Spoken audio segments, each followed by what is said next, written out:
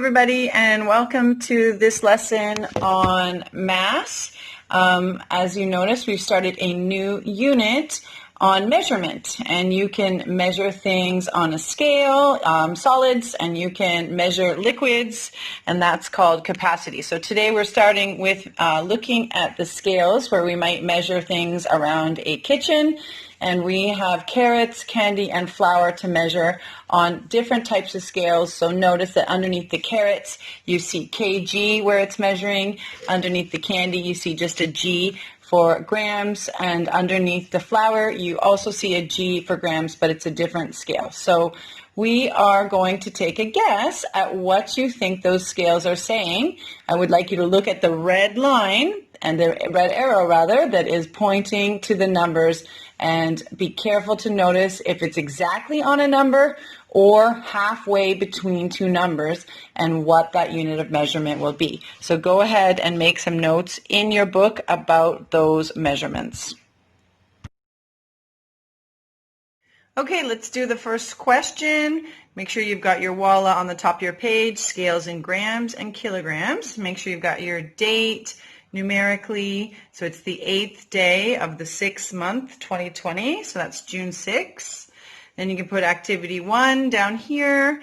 And then I've just set up the question with the 3 items that we have to find the mass for. So I put A as carrot, B as candy, and C as flour.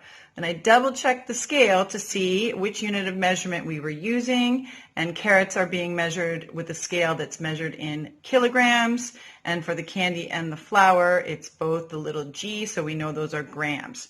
And then go ahead, take a look at the scale, and I want you to guess what you think each of those 3 numbers on the scale says, and then just write it down underneath each of the items in your book. Okay, in activity 2, we're going to use each of the 3 scales to make 3 number lines.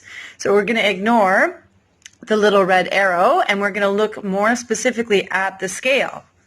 And we're going to draw each of them in our book with straight lines across our book and label it very clearly. Okay, to do activity 2, you can put your activity 2 underneath your first question or underneath your WALA. If you've gone on to a new page, it doesn't hurt to write your WALA again, your WALA and date on your top. Okay, question number 1, you can see it started with a 0. It's a number line like you're quite familiar with. And you'll notice if you look at the scale, the first number past the 0 is a 1.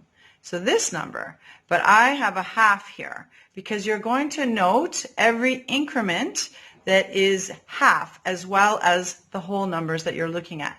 So 0, half, 1, next one, 1.5, then 2, 2.5, 3, 3.5, and so on until you get up to 10. If you run out of space, you can move your number line down here. Let's go to number 2. With this scale, the first number to the right of the number line was a 10, so I know that half of 10 is 5. So I put my 0, 5, 10, then 5 more is 15, then the number on the scale is 20, then the next one, what is 5 more than 20? So I hope you said 25, then you'll go to 30, then 35, and 40, and so on, and you'll continue that one until you get up to 100. And then for the third number line that corresponds with the third scale, you notice that the first number to the right of the 0 on the scale was this number, was 100. So half of 100, I hope you said 50. So you started 0, 50, 100. Then another 50 is 150. Then another 50 is 200, and that's the number that matches the scale.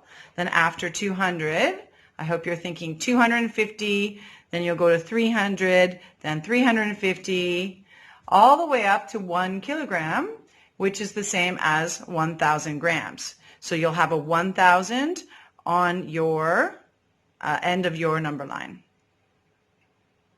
Okay, so notice I got to the end and I have 1,000 grams, which is the same as 1 kilogram. So I indicated it by putting the 1 kg on the top of the number line. And then when you're finished, go back and label it clearly. So the first scale we did was kilograms. So kg is the letters we use, and then you also can write it spelled out in full. And the same thing for number 2. G equals grams, and the last one, G equals grams. So just make sure that you label your units of measurement clearly.